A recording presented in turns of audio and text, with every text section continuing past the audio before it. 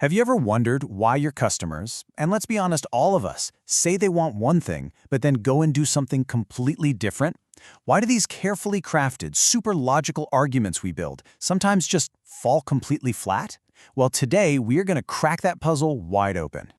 So here's our game plan. We're going to take a journey into the two minds inside every single one of your customers.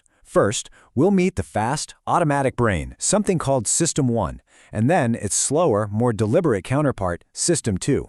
After that, we'll see how our fast thinking can sometimes trick us, and finally, this is the really cool part, we'll uncover the invisible forces that are actually driving our choices. All right, let's just dive right in. Look, as business professionals, we spend a ton of time and energy building these logical, airtight cases for our products, right? We present the data, we list out all the features and benefits, and then we just watch as customers make decisions that seem to defy all of that logic. It's maddening. I mean, this is the central question, isn't it? We ask them in surveys, we run focus groups, we find out what they want, they tell us, and then their behavior out in the real world tells a completely different story. So what's going on? It's not that they're lying to us. It's that we've been appealing to the wrong part of their brain. And the key to this whole thing is a groundbreaking concept from Nobel laureate Daniel Kahneman, which is detailed in fantastic works like the Customer Science Handbook by Alexander Chernev. The idea is this. Every single one of us has two different ways of processing information. They're called System 1 and System 2. And let me tell you, understanding this dual system is the absolute secret to understanding your customer. So first up is System 1. You should think of this as the main character in our story. It's the part of your brain that's always on, just operating silently in the background. It's your fast, your intuitive, your gut reaction machine. And you can really feel the difference between these two. System 1 is totally automatic and effortless. It's what lets you drive a familiar route home while you're thinking about dinner. System 2, on the other hand, is the complete opposite. It's your conscious mind. It's the part of you that requires focus, concentration, and real mental work. So let's break this down. System 1 is our automatic pilot. It's fast, it's effortless, it's subconscious. It's absolutely brilliant for simple routine decisions. But, and this is a big but, notice its key weakness. It is super error-prone. Now System 2 is our reflective co-pilot. It's slow, effortful, and conscious, which makes it far more accurate. But we only bring it online for the really complex problems. The most critical takeaway here, System 1 is the default setting. It is running the show almost all of the time. Now let's formally meet the other player in this game, System 2. This is the part of you that you actually identify with as yourself.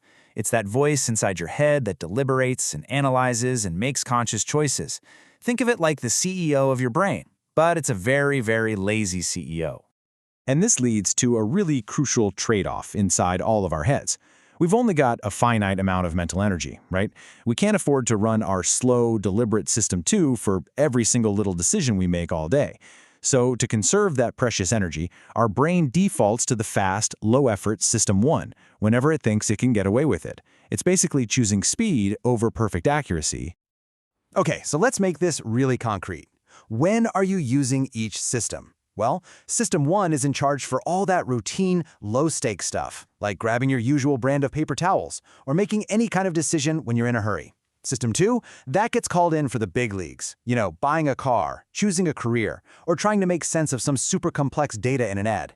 But there's a serious downside to always relying on our fast, intuitive brain. See, System 1 uses these little mental shortcuts to make quick judgments, and those shortcuts, well, they can often lead us straight into very predictable mistakes. Okay, I want you to try this one with me. And don't overthink it. Just go with the very first answer that pops into your head. Ready? A bat and a ball cost $1.10 total. The bat is exactly $1 more than the ball. So, how much is the ball? If you're like pretty much everyone else, your System 1 jumped in immediately and just shouted, 10 cents. It feels right, it's simple, and it comes to mind almost instantly. That's your automatic brain doing what it does best, giving you a fast, effortless answer. But that fast answer is wrong. Think it through for a second. If the ball was 10 cents and the bat was $1 more, the bat would be $1.10 for a total of $1.20. Nope, the correct answer is 5 cents, a 5-cent ball and a $1.05 bat. The only way to get to that answer is to actively ignore your intuition and engage your slow, analytical System 2. This little puzzle proves we are all what's called cognitive misers. We avoid hard thinking whenever we possibly can. Now, this solution is a perfect example of just how ridiculously powerful System 1 is. Just look at these two tables. I know your automatic System 1 is absolutely screaming at you that the one on the left is long and narrow and the one on the right is much more square. But it's a trick. The tabletops are identical, I promise. Even when your analytical System 2 knows they are the same, you can't stop your brain from seeing them as different. That's just how dominant System 1's interpretation of the world is. Okay, so we know System 1 can make mistakes. But its real power, its true influence, lies in how it works invisibly. Most of the time, we believe our logical System 2 is the one making the call, when in reality, our automatic System 1 has already steered the ship and made the decision for us. Let me tell you about this fascinating experiment in a wine store. So, on some days, the researchers played classic French accordion music in the background, and on those days, shoppers overwhelmingly chose to buy French wine. Then they switched the music to some traditional German beer hall tunes. And you guessed it, German wine sales absolutely shot up. But here's the kicker. This is the amazing part. When the researchers asked the shoppers if the music had influenced their choice, the vast majority said, no, of course not. Their conscious System 2 had absolutely no idea what was going on. It just invented a logical-sounding reason for their choice, but the decision was actually driven by their subconscious System 1, which was completely primed by the music. You know, we've all experienced this. You're at a loud party, you're deep in a conversation, and then suddenly you hear your name mentioned from all the way across the room. Now, you weren't consciously listening to that other conversation. That's your System 1, constantly scanning the environment for things that are important to you and then deciding what to pass along to your conscious System 2 for its attention. It's the ultimate gatekeeper of your mind. And this goes even deeper than you can imagine. In one study, they found that the best predictor of whether a couple would break up wasn't how happy or satisfied they said they were. No, it was a subconscious measure. How often their attention was automatically captured by photos of attractive strangers. Their System 1 knew the truth about the relationship's stability long before their conscious System 2 would ever admit it. So what is the big takeaway for you in your business? Well, first, your customers' choices are driven by subconscious cues way more than you think. This means that what they tell you in surveys doesn't always predict what they'll actually do when it's time to buy.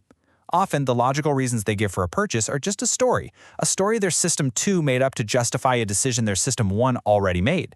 This means the context, your branding, the store environment, the feeling they get, is often way more powerful than the facts you present. So as we wrap this up, just think about this for a second. For the last few minutes, you've been actively using your deliberate analytical System 2 to follow along and understand all these concepts. But all the while, your fast, automatic System 1 has been running in the background, forming feelings, making judgments. So the real question is, what has it already decided about all of this, without you even knowing?